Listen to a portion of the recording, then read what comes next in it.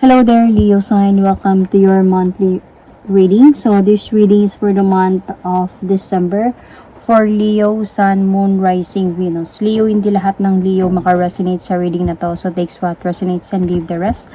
Cross-watchers, pwedeng kayo to at hindi sila Leo. So put yourself in a situation kung saan kayo naka-resonate. Leo, if hindi kayo naka-resonate sa reading na to, please do check your other placements, your sun, your moon, your rising, your Venus sign dahil pwedeng doon kayo maka-resonate at hindi dito. Leo, if hindi kayo naka-resonate at all, then this reading might not for you. So, tignan natin. Leo, ang gagawin ko ngayon is future self reading, love reading edition.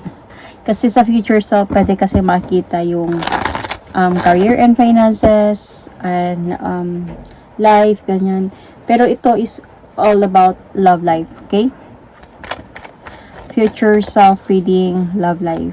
Leo, I will going to pull an oracle cards, a situation oracle card, kung ano yung situation ninyo ngayon. Leo, Sun, Moon, Rising, Venus. Denial, not facing the truth, irrational reasoning. So might be Leo, high pride Leo. So nagde-deny ka siguro na mahal mo pa rin siya, hindi mo sinasabi yung totoo, hindi mo sinasabi ba yung totoo na nasasaktan ka. And let's just see, okay? Kung ano ba to. Yun lang yung pumasok sa isipan ko. Pero tignan natin sa tarot cards. Leo, future self reading. Leo, denial, not facing the truth, irrational, your reasoning. Let's see. Leo, Sun, Moon, Rising, Venus.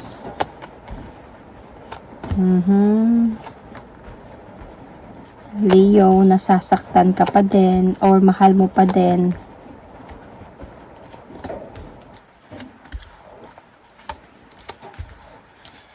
Leo, what are you like right now? You're still in love, Leo. This represents your energy.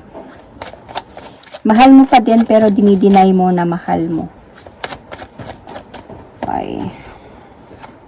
May nalaman ka about this person.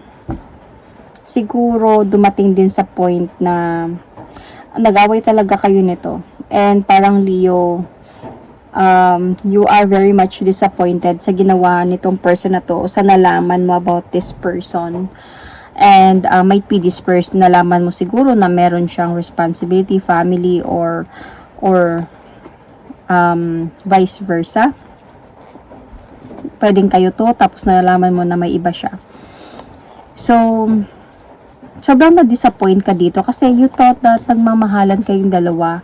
Yun pala, nadjuggled na pala siya. Like, minsan sa'yo, minsan doon sa isa. Kaya, kahit mahal mo tong taong ito, siguro nagtalo talaga kayong, nag-away kayo nito, kinonfront mo siya. And kahit pa siguro mahal mo siya, so, parang para sa'yo, you're denying na mahal mo siya. Hindi mo inaamin na, parang you hate him, ganyan. Yun yung sinasabi mo lagi or pinapakita mo. So, what is your future self like? Healing, moving forward. So, I think in the future, you will going to be fine. Magiging okay ka din in the future. You will heal, you will move forward, you will move on in the future. So, what is your current situation? Are you struggling? I think this person is trying to connect with you. Still trying to connect with you.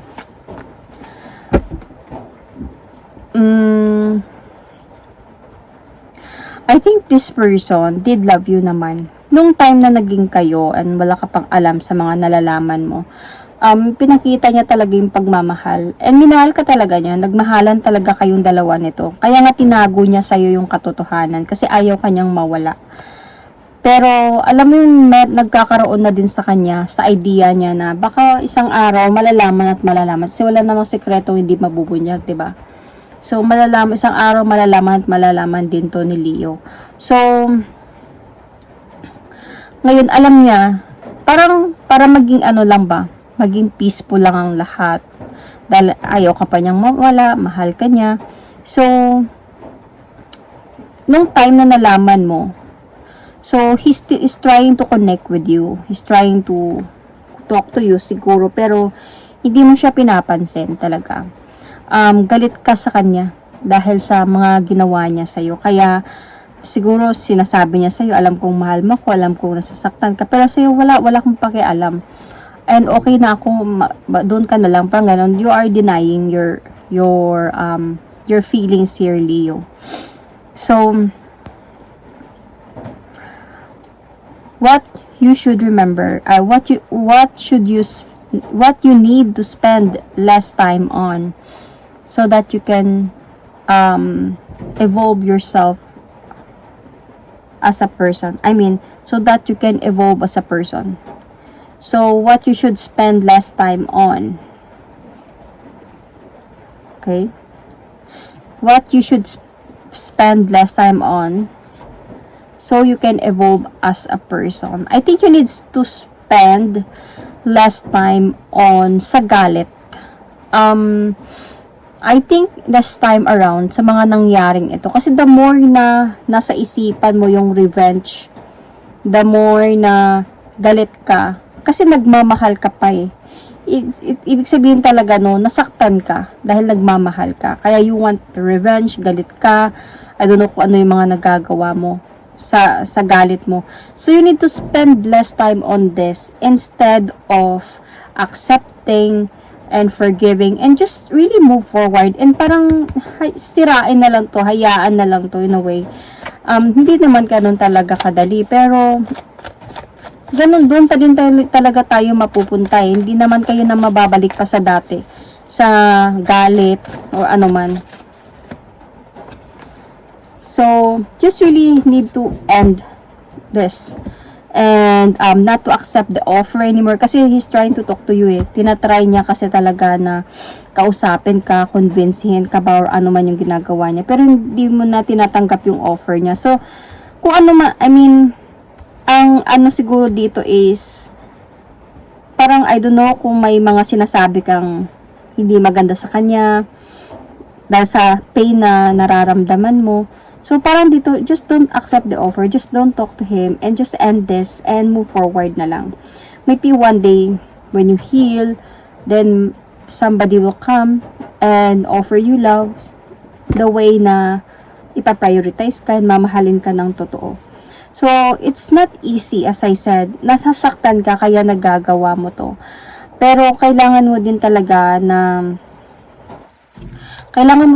mag-move forward in a way. Kung nag-i-stay ka lang dito sa pain, revenge, and denying na wala kang pakialam pero nasasaktan ka, then wala ding mangyayari. So, instead of doing that, spend more time on, parang feeling ko, transformation, or let's see, what is this?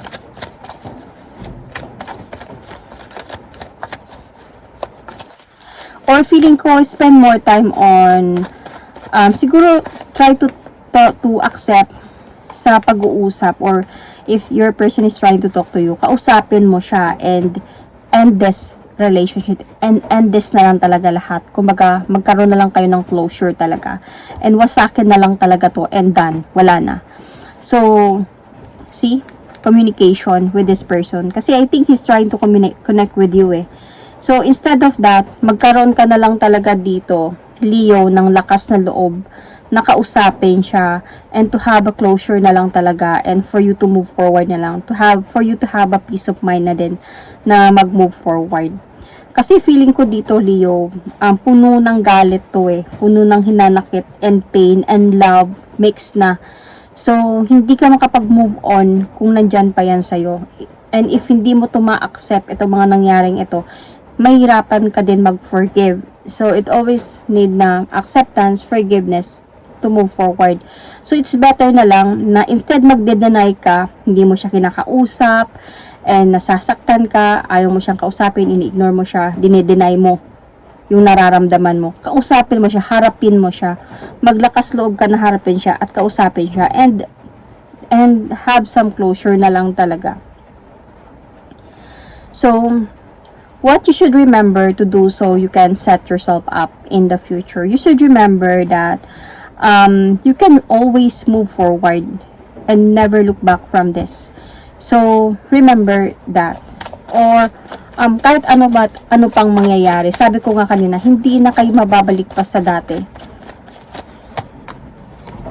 So, kailangan na lang talaga dito sa'yo ng clarity, might be also realization, and peace of mind.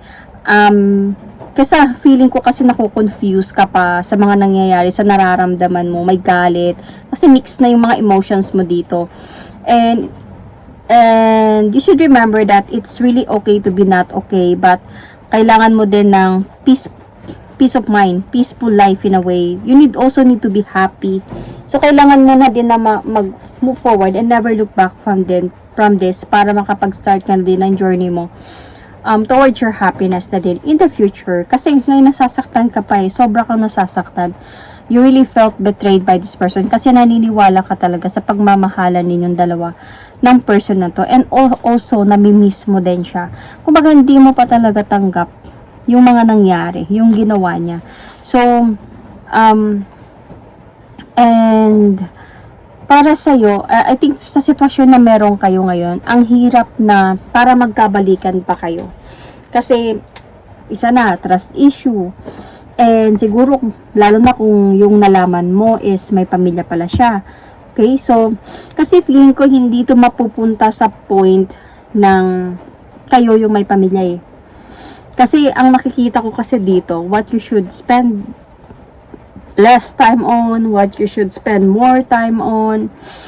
Pero if ever man, okay, tignan natin, if ever man, so what you need to spend more time on, if kayo yung mag-asawa talaga, I think you still need to talk, right? Sabi ko kanina, spend more time on trying to communicate this person.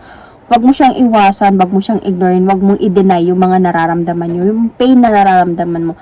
Kausapin mo siya at ilahad mo yung sakit. Sabihan mo siya, i-share mo lahat ng pain, umiyak ka kung uiyak ka. And then, tignan niyo kung ano yung mga pwede mangyari. Maglalakas loob ka, and tignan mo kung ano magiging reaction niya, ano yung mga pwede niyang reaction din na gagawin sa pag-aayos ninyong dalawa, maayos mo to or ma-end to into separation talaga. So, always think, kung married man kayo yung married, okay? Think of your marriage here. So, if you are the one na kayo yung married, also if what you need to remember, what you should remember to do so you can set yourself up in the future is, you should remember that you need to always, kung tatanggapin mo man lang siya ulit kasi mag-asawa kayong dalawa, so you need to always move forward and never look back from what happened before. Hindi man makakalimutan yun, pero kailangan mo siyang patawarin kung mahal mo pa man talaga siya at gusto mo pang mabuo yung pamilya ninyo. Kailangan mo pa rin na kailangan nyo pa rin na mag-usap, magpakatawaran para mabalik yung harmony ng pagmamahalan ninyo. Kailangan nyo magtulungan to work it out kasi hindi lang naman pwede siya lang at hindi pwedeng ikaw lang. Dapat pareho kayong dalawa na mabalik yung harmony ng pagmamahalan ninyo at maayos, magkaroon kayo ng balance, connection again. Because and to have some plans again about sa inyong dalawa in the future. Though hindi talaga madali, sabi ko nga, kasi sobra kang nasaktan sa mga nangyari. You are expecting this person na mahal ka talaga and focus siya sa inyo, and then suddenly nalaman mo na meron pala siyang iba. So, yun, if ever na kayo yung married dito. So, if ever you are that someone, Leo, na you are nalaman mo na may asawa siya, okay, so you really need to move forward na, never look back from this. So, what you should let go of to become the best version of yourself. So, I think, let's see. I think you need to stop or let go of yung palaging nakaabang or palaging nag-stock. Kasi dito na lang, oh, dami pala nito. Ayan mo na. Dito na lang kasi lalo kang masasaktan yan eh. Parang ini-stock mo kung ano nang nangyayari sa kanya, ini-stock mo kung sila na ba, happy ba sila, mga ganong mga bagay, whether kayo yung third party or kayo yung asawa, okay? You need to stop doing this na din, and move forward towards a new beginning of your life. Plan for yourself, plan for your future, plan for your goals, then spending your time in, I think, stalking, or something, kasi lalo kang mas masaktan eh. Lalo na pag makikita mo na okay na siya, ayos na sila, or something ganyan. So, lalo kang masasaktan, lalo mo lang siya mamimiss din as well. So, instead of focusing here, let go of this. And, focus on your new journey ng buhay mo. So, kumaga, cut off this cycle na. And, cut off this cycle and have a changes in your life na din. So, what your future self want to give you credit for? Kasi kung hindi mo to gagawin, maiipit ka talaga sa sitwasyon. So, pwedeng, kung ikaw yung asawa dito, maiipit ka sa kakaisip na nagkikita pa sila or baka may bago na naman. So, kung ikaw yung third party dito, maiipit ka na way sa nararamdaman mo or mag-move forward ka na ba or ano ba yung or magi-stay pa ba ako or sabi natin na mag-hold on pa ba ako. So, in the future, pwedeng ganun yung pwedeng mangyari sa'yo kung hindi ka bumitaw dito, kung hindi ka mag-move forward dito. And talk to this person and have some closure na lang talaga.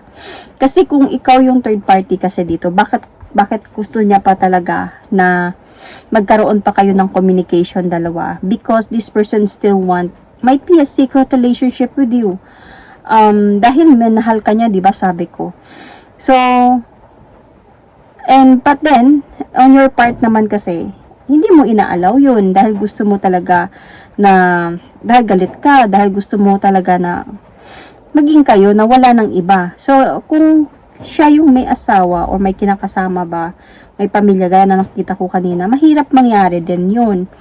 So, wala na tayo magagawa. Kailangan mo na talaga mag-move forward in a way. Kasi wala naman ako nakikita dito may ending na mangyayari eh. Kung hindi ikaw yung mismo magde-decision dito. See? You're not facing the truth. And you need to face the truth. So, what do you have the potential to accomplish? So, I think when the time na you put judgment on this, tutuldukan mo ng lahat ng to, you are going to have that potential to accomplish your journey on healing, na magkaroon ka ng realization na mas peaceful ng ganito lang muna, ng walang gulo, walang ganitong sitwasyon. So, walang ano ba tawag dito? Kakompetensya. So, ganito muna ako. I'm parang peaceful. So, when you let go, when tutuldukan mo ng lahat ng to, when you finally realize your worth, and then, you will going to have that potential to accomplish. Kasi you're a strong woman naman eh. Matapang ka, brave ka. So, nagmamahal ka lang talaga. And sometimes, hindi lang din talaga madali tanggapin yung mga nangyari kasi, syempre, nagmamahal ka and I understand that. Valid naman yung reason mo. Nagalit ka kasi nalaman mong niloko ka. And okay lang yun. Sometimes, we think of a revenge. But then, come to realize this. Minsan, mag-isip din tayo in a way. Bigyan natin yung space, yung sarili natin na makapag-isip.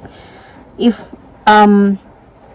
ito yung mga nangyayari, meron ba akong benefit na makukuha sa pag-revenge ko?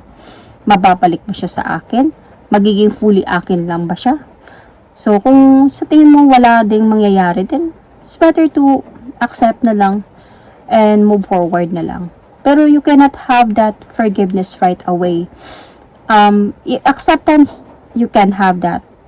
madali lang mag-accept eh. Pero yung forgiveness, hindi, matagal pa talaga mangyari yan. Pero habang nasa process ka of acceptance and moving forward, I think darating din yung araw na when you are okay already, darating yung araw mag-forgive ka din naman eh.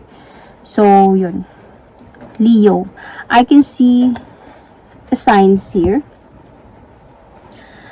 Leo, you might be dealing with Cancer, Scorpio, Aquarius, Libra. Leo, you might have same Leo or might be this is you. Taurus, Gemini, Sagittarius. Sino pa? Pisces, Sun, Moon, Rising, Venus, Virgo. So, I will going to pull an oracle card. This is a love message oracle card for you, Leo.